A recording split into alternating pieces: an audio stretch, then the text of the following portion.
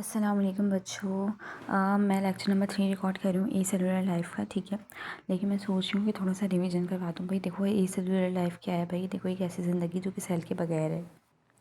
ए means क्या बताया था? ए मीन्स नॉट बताया था, ठीक है। मतलब ये वो लाइफ है जिसमें सेल का कोई कॉन्सेप्ट नहीं है। लेकिन बेटा ये देखो, सेल तो बेसिक यूनिट ऑफ लाइफ है। हमने क्या हमें सेल थ्योरी पढ़ी क्लास 9 में। अगर सेल नहीं है किसी के पास, वो जानदार है नहीं, तो वायरस जानदार नहीं है। वायरस किसी बॉडी में जाके जानदार हो जाता है, ठीक है। वायरस रिप्रोड्यूस कर सकता है, ठीक है। और वायरस के पास जेनेटिक मटीरियल होता है, इसीलिए हम बोलते हैं कि इसके पास लिविंग ऑर्गेनिज्म जैसे कैरेक्टर हैं। सिर्फ 2 कैरेक्टर हैं, ठीक है। लेकिन क्योंकि इसके पास सेल नहीं है तो हम इसको लिविंग ऑर्गेनिज्म नहीं समझेंगे, ठीक है ना। बात याद रखना, ये ए सेलुलर लिविंग ऑर्गेनिज्म है। जब कभी भी आप ए सेलुलर लिविंग ऑर्गेनिज्म पढ़ोगे ना, तो टॉप पे वायरस का नाम सुनोगे, ठीक है ना। और टर्म वायरस प्रपोज होने से पहले ही उसके टर्म का मतलब बता दिया गया था, जो क्या होता है। वायरस का मतलब होता है पॉइजन, जहरीला, ठीक है। बात समझ में आ गई? फिर बच्चों, मैंने अपने प्यारे बच्चों को पढ़ाया था इंट्रोडक्शन में जल्दी जल्दी दिखाऊँ आप लोगों को। तो मैंने आप लोगों को बताया था किसने डिस्कवर्ड किया, क्या हुआ, सही है। यहाँ पे आया था कि वायरस के पास कैरेक्टर्स होते हैं लिविंग ऑर्गेनिज्म के, ठीक है। हिस्ट्री हमने पढ़ी थी। एडवर्ड जेनर ने 1796 में वैक्सीन डेवलप की थी, वो भी स्मॉल पॉक्स डिजीज थी, जो कि फैटल यानी जानलेवा थी। ये सब कुछ आपने बच्चों रिवाइज करना है। अगर आपने रिवाइज नहीं किया तो सब कुछ भूल जाओगे। अच्छा, जो मैं बताऊँ, जो चीज़ें मुझे मुश्किल लगी थी, या जो मुझे ऐसा लगता है कि मेरे बच्चों के माइंड में वो जल्दी नहीं बैठी होंगी, उस चीज़ की रिपीटेशन ज़रूरी होगी, तो बेटा वो ये था स्ट्रक्चर ऑफ वायरस, ठीक है। स्ट्रक्चर ऑफ वायरस का पेज नंबर 1 भी बहुत आसान था। कैप्सिड क्या था? प्रोटीन का कोड था। ये जो रेड रेड नजर आ रहा है, ठीक है ना, ये क्या है? कैप्सोमिया। जब कैप्सोमिया की यूनिट मिले, कैप्सोमिया इटसेल्फ एक प्रोटीन है। जब कैप्सोमिया के बहुत सारे यूनिट्स मिले तो वो क्या बन गया? कैप्सिड बन गया। जिसके इनक्लोज यानी जिसने इनक्लोज किया हुआ अंदर क्या है? Genetic material. Genetic material DNA भी हो सकता है, जो कि सिंगल स्ट्रैंडेड भी हो सकता है, डबल स्ट्रैंडेड भी हो सकता है। और इनका आरएनए भी डबल स्ट्रैंडेड भी हो सकता है और सिंगल स्ट्रैंडेड भी हो सकता है, ठीक है ना। हमें सब कुछ समझना है। और फिर हमने बताया कि भैया ये क्या नाम है, जो ब्लू वाली लाइन है वो एनवेलप है। Envelope specific type of viruses में प्रेजेंट होंगे, ठीक है ना। लेकिन जो क्या नाम है कैप्सिड होगा वो तमाम वायरस में प्रेजेंट होगा। और जब का एनवेलप है वो लिपोप्रोटीन से मिलकर बना है। किससे मिलकर बना है? लिपोप्रोटीन से मिलकर बना है, ठीक है। उसके अलावा मैंने आपको दो वायरस का नाम बताया, वो बताया कि उसमें कितने कैप्सोमियर होंगे। तो हर्ब्स जो आपके पास हर्पीस सिम्प्लेक्स वायरस है बेटा, उसमें 162 कैप्सोमियर होता है। और मेरा बेटा ये जो क्या नाम है आपके पास एडिनो वायरस है, एडिनो वायरस, उसके पास 252 कैप्सोमियर होते हैं, ठीक है, उसके कैप्सिड के अंदर। फिर मैंने आपको बताया कि यार हमने क्या नाम है क्लासिफिकेशन करनी होगी वायरस की, ठीक है ना। तो जूफेज वो वायरस होंगे जो क्या नाम है एनिमल्स पर अटैक करेंगे, ठीक है ना। और फाइटोफेज वो वायरस होंगे जो प्लांट पर अटैक करेंगे। और जो बैक्टीरियोफेज होंगे वो वायरस होगा जो कि बैक्टीरिया पे अटैक करेगा, ठीक है। फिर मैंने आपको बताया जो क्या नाम है एनिमल्स होते हैं ना, उनको हर किस्म के वायरस अटैक करते हैं जिनका जेनेटिक मटीरियल डीएनए और जिनका जेनेटिक मटीरियल आरएनए है, वो सब के सब अटैक करेंगे। और प्लांट के ऊपर सिर्फ वो वायरस अटैक करते हैं बेटा, जो कि क्या नाम है सिर्फ और सिर्फ उनका जेनेटिक मटीरियल आरएनए होता है। क्योंकि अभी तक के 2000 बीमारियाँ ऐसी डिस्कवर्ड हुई है प्लांट्स में जिनका जेनेटिक मटीरियल क्या था बेटा? आरएनए था, ठीक है। वो वायरस जिनके पास आरएनए था उन्होंने प्लांट्स की डिजीज कॉज की थी अप टू 2000, ठीक है। बैक्टीरियोफेज में डबल स्ट्रैंडेड डीएनए कॉज करता है, ठीक है। जो ऐसे वायरस जिनका जो genetic material double stranded DNA, तो बेटा वो क्या नाम है डिजीज कॉज कर रहे होते हैं बैक्टीरियाज में, ठीक है। उसका हमने शेप्स पढ़ लिया था, ठीक है। सारे बच्चों वाली एग्जाम्पल रहती तो मैं ये नहीं पढ़ाती। फिर मैंने on the basis of shape भी अपने बच्चों को नाम याद करवाया था, ठीक है बेटा। उसके बाद हमने तीसरी क्लासिफिकेशन थी, वो थी on the basis of genetic material. मेरा बेटा मुझे लगता है ये चीज़ मुश्किल थी, तो इसका रिवीजन हमें ज़रूरी है। देखो, सबसे पहले तो डबल स्ट्रैंडेड डीएनए वायरसेस या ये वो वायरसेस होंगे जिनका genetic material double stranded DNA होगा, ठीक है। जैसे कि हर्पीस सिम्प्लेक्स वायरस, वेरिसेला, ठीक है। ये सब एग्जाम्पल में आएगा बेटा, ये सब पेपर में कभी भी नहीं आएगा, ये सब एमसीक्यू में आएगा, ठीक है। और बेटा ये सिंगल स्ट्रैंडेड डीएनए वायरसेस में क्या होता है भाई? ऐसे वायरस जिनका जेनेटिक मटीरियल क्या होगा? जिनका जेनेटिक मटीरियल क्या होगा बेटा? सिंगल स्ट्रैंडेड डीएनए होगा। तो वो क्या होगा? जैसे एग्जाम्पल ले लो, पेर्वो वायरस जो है माइल्ड रैश वायरस होता है, ठीक है। उसके बाद बेटा आपके पास आ जाएंगे आरएनए वायरसेस। तो आरएनए भी क्या नाम है डबल स्टैंडर्ड आरएनए वायरस भी हो सकता है। तो जैसे कि रीवो वायरस, ठीक है ना। जो रीवो वायरस है बेटा, जो कि डायरिया वायरस है, मोशन कॉज करता है वो वायरस, जिसकी वजह से आपको डायरिया होता है बेटा, वो डबल स्टैंडर्ड आरएनए वायरस की एग्जाम्पल है, ठीक है। उसके बाद डबल स्टैंडर्ड आरएनए वायरस हो गया बेटा। उसके बाद पॉजिटिव सेंस, अच्छा, जो सिंगल स्टैंडर्ड आरएनए होगा वो पॉजिटिव भी होगा, नेगेटिव भी होगा। अगर पॉजिटिव है तो बेटा उसका जो आरएनए है ना, वो जो आरएनए वो मैसेंजर आरएनए की तरह बिहेव करेगा। लेकिन अगर नेगेटिव है तो उसका RNA as a messenger RNA behave नहीं करेगा। तो सर्टेन एग्जांपल्स दी हुई हैं, ठीक है। उसके बाद नेगेटिव की भी एग्जांपल दी हुई है। और सिंगल स्टैंडर्ड आरएनए में डीएनए इंटरमीडिएट यानी दोनों का मिक्सचर ये परफॉर्म करता है रिवर्स ट्रांसक्रिप्शन। मैंने आपको बताया था रिवर्स ट्रांसक्रिप्शन क्या होता है। ये वायरसेस अपने आरएनए से डीएनए बनाते हैं, इस प्रोसेस को हम क्या बोलते हैं? Reverse transcription. क्या बोलते हैं बेटा? Reverse transcription. ट्रांसक्रिप्शन में क्या होता है बेटा? ये आपको नजर आ रहा है, ये डबल स्टैंडर्ड डीएनए से आरएनए बनता है, इस प्रोसेस को हम बोलते हैं ट्रांसक्रिप्शन। बेटा रिवर्स ट्रांसक्रिप्शन में उल्टा हो जाएगा, सिंगल स्टैंडर्ड आरएनए से क्या बन जाएगा? Double standard DNA. तो बेटा इसको हम बोलते हैं रिवर्स ट्रांसक्रिप्शन, ठीक है। आप क्या नाम है उसके बाद क्या है double descended DNA viruses with RNA intermediate. पहले डीएनए इंटरमीडिएट तब आरएनए इंटरमीडिएट। तो बेटा इसकी एग्जांपल कौन सी, हेपेटाइटिस बी। हेपेटाइटिस बी वो वायरस है बेटा जिसका जेनेटिक मटेरियल क्या होता है, डबल डिसेंडेड डीएनए होता है विद आरएनए इंटरमीडिएट। ठीक है, बात समझ में आ गई।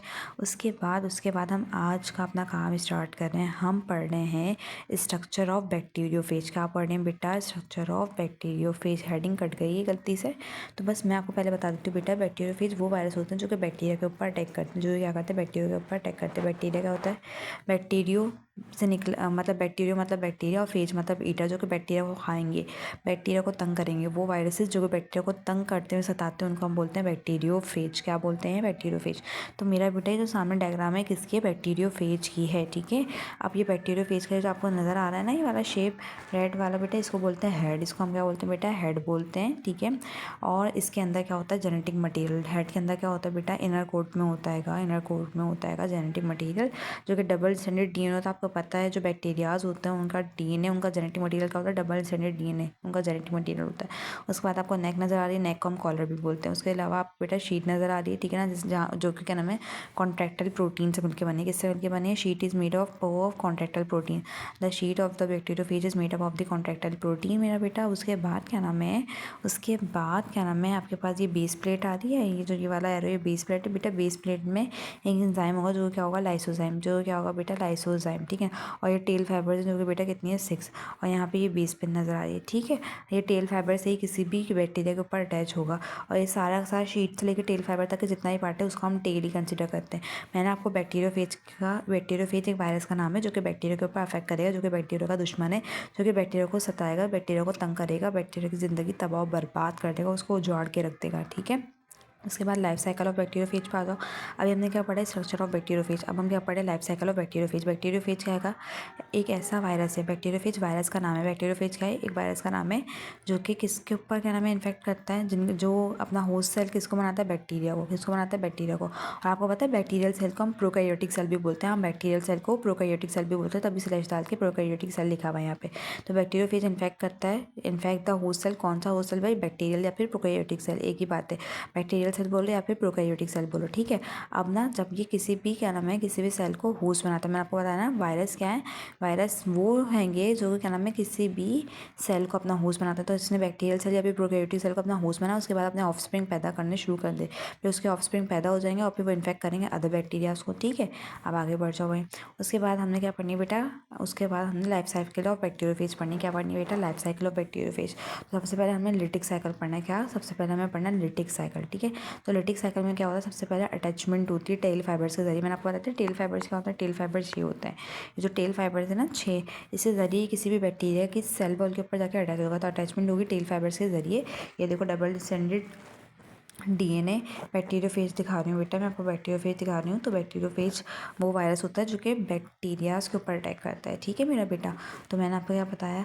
अब इसका जो जेनेटिक मटेरियल है ऐसे वायरस का, बैक्टीरियोफेज का जो जेनेटिक मटेरियल वो क्या है, डबल स्टैंडर्ड डीएनए।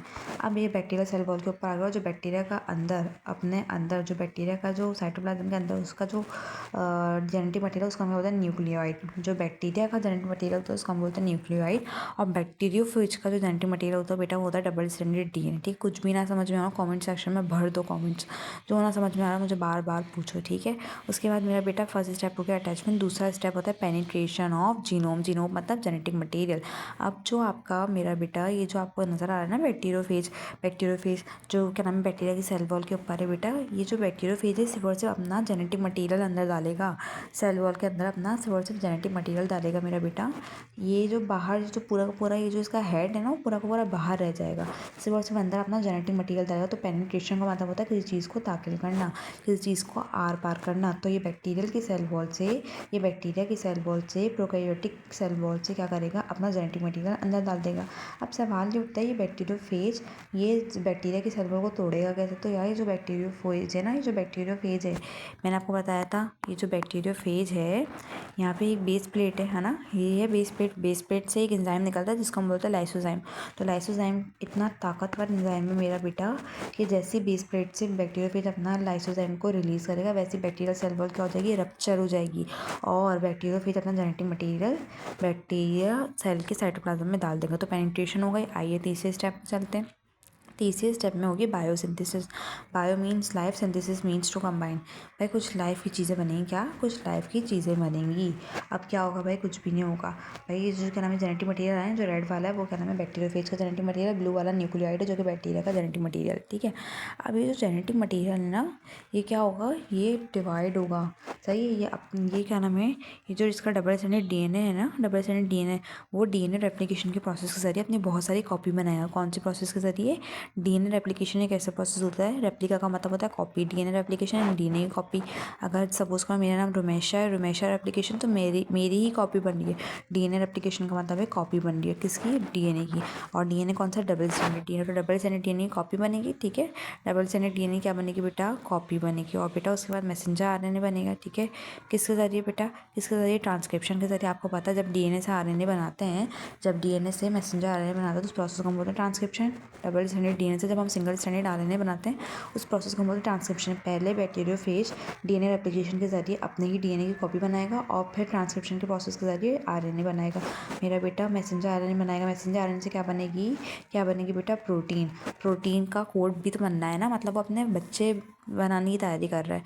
सबसे पहले पेनिट्रेशन हो गई थी, सबसे पहले अटैचमेंट हुई, पेनिट्रेशन, बायोसिंथेसिस, यानी कि अब उसके नए नए बच्चे बन रहे हैं। नए नए बच्चे कैसे बनेगा, जेनेटिक मटेरियल आ गया, जेनेटिक मटेरियल डीएनए रेप्लिकेशन के जरिए अपने डीएनए की कॉपी बनाएगा। आपको बताया ना बैक्टीरियोफेज के दो ही मेन पार्ट्स हैं, एक है उसका हेड जो क्या नाम है बेसिक कैप्सिड है, जो कि किससे मिलकर बना है, जो कि किससे मिलकर बना है बेटा, प्रोटीन कोट है। प्रोटीन कोट है ना, तो प्रोटीन कैसे बनाएगा वो, डीएनए से ही। जब वो डीएनए की कॉपी बना लेगा तो डीएनए से ही आरएनए बनाएगा ट्रांसक्रिप्शन के जरिए, मैसेंजर आरएनए बनाएगा और मैसेंजर आरएनए से प्रोटीन बनती है, ठीक है। तो इस तरीके से प्रोटीन का कोड भी बन गया है और क्या बन गया है, जेनेटिक मटेरियल भी बन गया है बैक्टीरियोफेज का। अब क्या होगा बेटा, ये जो चौथा स्टेप है वो है असेंबली। असेंबली का मतलब होता है चीज़ें जुड़ जाना।